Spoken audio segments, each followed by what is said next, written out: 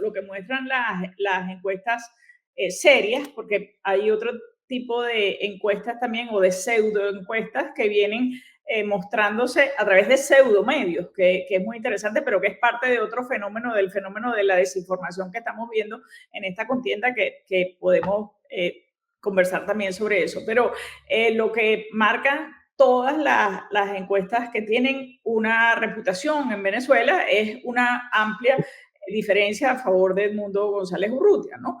Más o menos parecida a la que había cuando María Corina Machado era la candidata, ¿no? O sea, se tenían muchas dudas de que María Corina tuviese esa capacidad de endosar y de enseñar a votar por la persona a quien ella está endosando.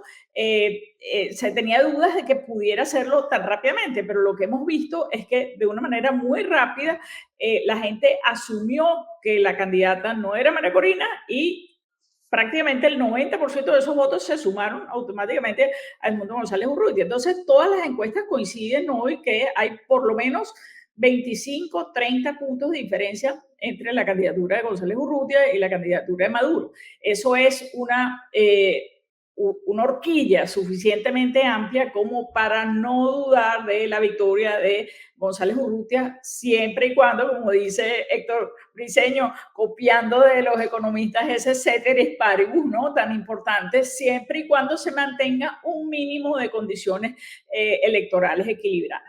¿Podemos asumir que hay ese mínimo de condiciones equilibradas? Pues no, no podemos asumirlo, porque esta no es una elección normal, no es una elección en un país democrático normal, es una elección en un país que tiene la democracia secuestrada. Y entonces las elecciones no van a ser libres ni justas de entrada. Pero esa diferencia es tan amplia que existe claramente la oportunidad para el cambio político. ¿Y qué es lo que viene haciendo la nomenclatura y qué es lo que viene haciendo la campaña de Nicolás Maduro habida cuenta de esa diferencia tan amplia? Pues viene haciendo cambios de reingeniería electoral, ¿no? O reingeniería, entre comillas, ¿no? O sea, ¿qué es lo que viene haciendo? Bueno, viene haciendo unos pequeños fraudes en las condiciones electorales. No estamos hablando de un gran fraude electoral, sino estamos hablando de lo que hemos visto en otros procesos, pues inclinar esa cancha electoral un poquito más, cada vez un poquito más, de manera de que el candidato oficialista o el equipo oficialista tenga más posibilidades de meter goles. Eso fue lo que pasó, por ejemplo, con los 5 millones de electores emigrados que no podrán votar, ¿no? O sea, tenemos 8 millones de venezolanos en el exilio, de los cuales se calcula que casi 5 millones tienen derecho a voto, pero efectivamente solamente van a participar unos 50,000, ¿no? Eso es un 1% de la gente, o sea, el 99 de cada 100 venezolanos que están en el exilio se les confiscó su derecho a voto. Esa es una rebanada, digamos, de esa mortadela electoral que viene rebanando el oficialismo con el afán de cambiar o hacer esa reingeniería de las condiciones electorales. Otras son el millón de votantes migrados, otros son los cambios en las denominaciones de las escuelas y centros de votación para poder crear confusión. Otro es los muchos obstáculos al registro electoral que vimos en Venezuela, propiamente, además de esos obstáculos que se produjeron hacia los venezolanos emigrados. En fin, hay una serie de inclinaciones cada vez mayores de esa cancha electoral donde buscan afirmar su posibilidad de una victoria en las elecciones del 28 de julio, ¿no? O sea que esto sería una cancha de dos equipos jugando y el gobierno está haciendo esto para que la pelota se vaya para acá. Eso es más que comprensible, ¿no? O sea, no estamos así, sino así. Pero fíjate, Carmen, gracias por, digamos que estas eran jugadas de librito.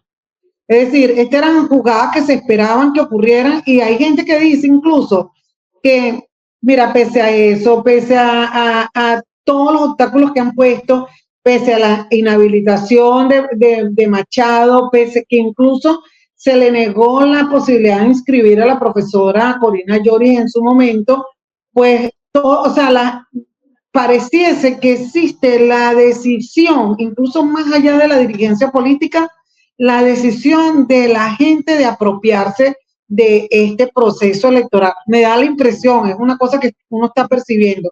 Héctor, ¿cómo lo estás viendo? Sí, no, Luzmeli, me gustaría abonar un poco a esa imagen que pones de la cancha inclinada a favor del gobierno, porque creo que no solo es una cancha, sino que es una cancha inclinada y una portería muchísimo más grande para la oposición y una muchísimo más pequeña para el gobierno. Es un árbitro que pita solo y exclusivamente a favor del gobierno. Es además digamos, a los jugadores de la oposición le quitaron los zapatos con los tacos para jugar fútbol y le pusieron patines. Es decir, es una seguidilla de elementos de ventajismo, de trampas y de pequeños fraudes, como bien decía Carmen Beatriz, que sumando pueden convertirse o podrían, o es la idea, insisto, del gobierno, de que esa, digamos, mortadela se rebane hasta que la conviertan en lo menos posible. Recientemente hemos hecho un trabajo y quisiera hacer mención de él, ¿no? Para el Observatorio Global de Comunicación y Democracia, en la que analizábamos los riesgos para los electores en centros de votación y que un poco trataba de cuantificar, ¿no? Cuáles son los centros, qué cantidad de centros de votación tienen obstáculos o presentan obstáculos y qué cantidad de electores votan, pues, ¿no? Ejercen su derecho al voto en estos centros. Y bajo un concepto que agrupa dos grandes dimensiones. Uno llamamos la dimensión del riesgo administrativo, que hace referencia a decisiones tomadas por el Consejo Nacional Electoral, el CNE, que inciden en la distribución de votantes en los centros de votación. Estos son la creación de nuevos centros. Un centro de votación nuevo es un elemento de riesgo porque no tiene experiencia, porque no sabemos las razones por las cuales se abre un centro en un lugar y no en otro. Digamos, no sabemos tampoco cómo se asignan los electores a estos centros de votación. Ese es un primer elemento. El segundo, también lo mencionaba Carmen Beatriz, hace referencia a centros de votación donde han cambiado mucho, por un porcentaje muy importante de electores, ya sean que los han migrado a otros o ya sea que son nuevos inscritos en ese centro. Eso es la dimensión administrativa, ¿no? Y la segunda dimensión la denominamos la dimensión electoral y tiene que ver con los niveles de abstención, centros que han presentado una abstención muy alta, donde han votado menos de la mitad de sus electores, o donde el gobierno o la oposición tiene una votación mayor al 75%, es decir, que no se corresponde con comportamientos electorales en procesos electorales anteriores.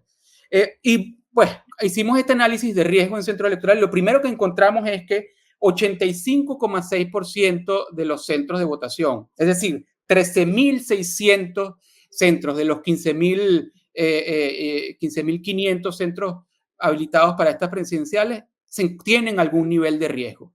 Además, 5,5% de ellos de muy alto riesgo, según estas dos dimensiones que acabo de mencionar. Eso quiere decir que 18 millones de votantes participan en centros de algún nivel de riesgo, pequeño o grande, pero alguno, y más de 2 millones de electores votan en centros de votación de altísimo riesgo, ¿no?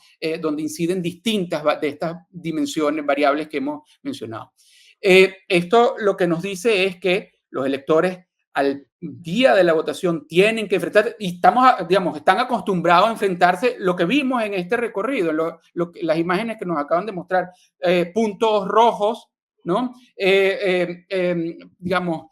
Militares que de alguna manera promocionan o impiden, obstaculizan la votación de ciertos electores, digamos, amenazas desde gente que utiliza los programas sociales como promoción. Entonces le invitan a una persona y le dicen que le van a dar, van a ser beneficiarios de un programa de vivienda o de algún otro tipo de programa, pero que les dicen que si no votan y si no votan por el presidente, no van a obtener estos beneficios o se les va a quitar uno que ya tienen. Entonces, digamos, nuevamente, a pesar de que las condiciones pareciesen ser, son sin duda las mejores de los últimos años, también los niveles de riesgo que se ciernen sobre este proceso electoral también son extraordinariamente altos, mucho más